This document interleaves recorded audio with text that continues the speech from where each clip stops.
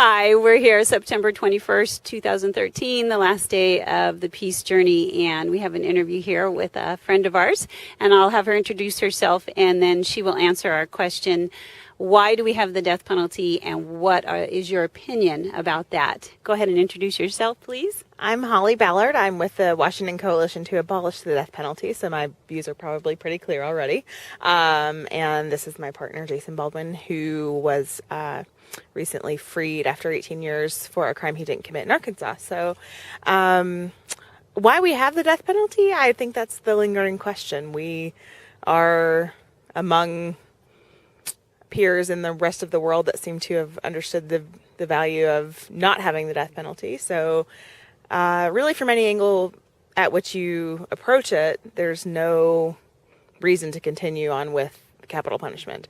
From financial reasons to public safety and deterrence to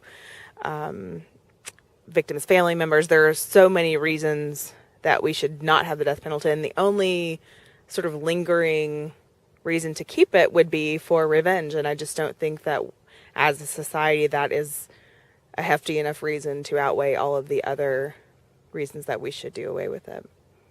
So you don't feel that we should run our government according to emotions, but maybe intelligence and facts and practicality and logic? Sure. I mean, I think those are the principles that this country was founded upon. We left Great Britain to have religious freedom, among other things, and we should be continuing to build our policies on those same principles. So things like fairness. The death penalty is fundamentally unfair for people of color and people who are underprivileged socioeconomically, for one thing. If we talk about, fair application of justice, the truth is that the death penalty is completely arbitrary. So, we can't make decisions from a sort of knee-jerk or emotional reaction. This is not to say that we minimize the effect that these horrible crimes have had on society and on victims' families. But the truth is, many victims' families and members that we talk to say the death penalty process prolongs our suffering. Mm-hmm. It doesn't do anything to alleviate it. And in fact, we spend years and years that we could have been healing, continuing to go back to court and relive these horrific crimes that we've already had to go through. And I think that we, as a country and a society, believe in the value of life and redemption, but yet our policies are so far from that. Mm-hmm. And life and redemption and compassion and forgiveness are not emotions. I wasn't saying those are part of the emotions. Emotions, I'm referring to our fear, right. Misunderstandings, anger, bloodthirst, those kinds of emotions we don't run our country by. Compassion is not an emotion, it's a choice. Forgiveness is a choice. Healing would be a choice. And so if we stop the death penalty and we use those funds elsewhere, one place could be counseling for victims' families, support. That would be more valid than being dragged through death penalty cases and vengeance and trying to hurt somebody else and their family also. Prevention, etc. We could do that. And I'd like to ask you, as the Washington Coalition representative, some other points that the coalition has for ending the death penalty that might come to mind. Mm-hmm. So I think that the truth is there are a number of ways to look at the death penalty. And I don't want to say that the emotional response to seek justice is erroneous, because for some people that is absolutely valid. But from every practical aspect at which you look at the death penalty, it is not a solution. So when we talk about the millions of extra dollars that we're spending, at the same time as, for example, in King County, we had to close our cold case unit last year because of lack of funding. So we could be spending those funds on solving old crimes, on solving new crimes for that matter, on counseling and rehabilitation for inmates, on counseling for victims' family members. So we look at it from that perspective. We look at it from the perspective of the fact that it's not a deterrent. So there have been a number of studies done recently. There was a sort of meta study done nationwide that didn't show that the death penalty makes us safer. It also didn't show that it doesn't necessarily, but I think the argument that you hear oftentimes is, well, if we do away with the death penalty, we're going to live in a more dangerous society, and that's just not true. Across the country, states that have the death penalty have actually higher homicide and violent crime rates than states that don't. So it's not a deterrent. We know that. We know, again, that it's arbitrarily applied. So the worst of the worst, people, I think, often think that the death penalty needs to be on the table for really egregious crimes. But the truth is that, A, it's not applied that way. So we have mass murderers like Gary Ridgway here in Washington who did not get the death penalty. And then you have people who commit a crime of passion and maybe kill one person. But that argument is even a fallacy, because that presupposes that one life is worth less than another. And I think that we can all agree that that's not true. If we're saying that life is sacred, then it has to be sacred for one person or for 20.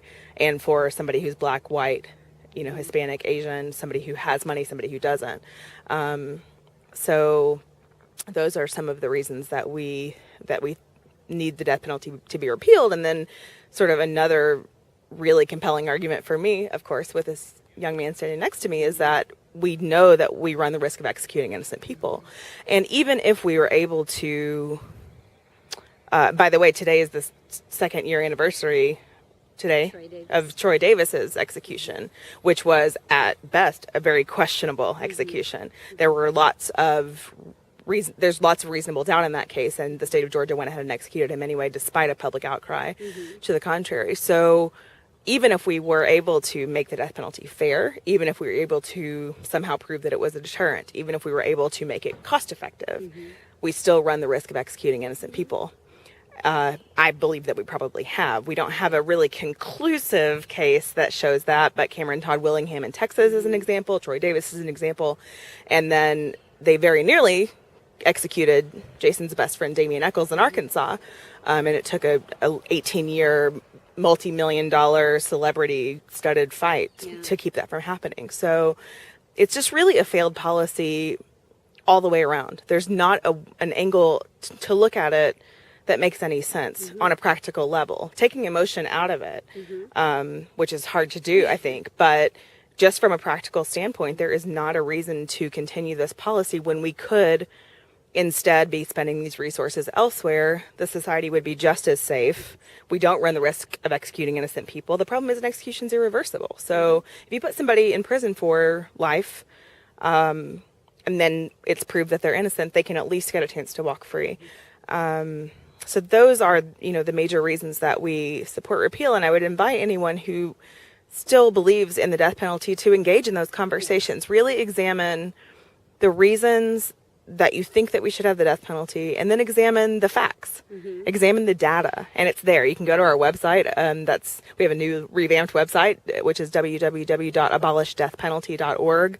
There are lots of great resources there. The Death Penalty Information Center is online, and they have tons of studies and research and case files and that sort of thing. So, I think on both sides of the issue, if people can step back emotionally and actually look at it from a practical standpoint and the kinds of criteria that we need to be using when we consider legislation or repealing legislation, these are the sorts of things we should be looking at. And I just don't think there's an argument to be made anymore for the death penalty. And I would say we would be safer without the death penalty, because we wouldn't risk killing the innocents, and we can reallocate those funds to help prevent crime, to help people, to help victims' families. So actually, it's a win-win situation. And of course, we all here agree with that. Maybe show some of our supporters here. And we ask everyone out there to please look into this more.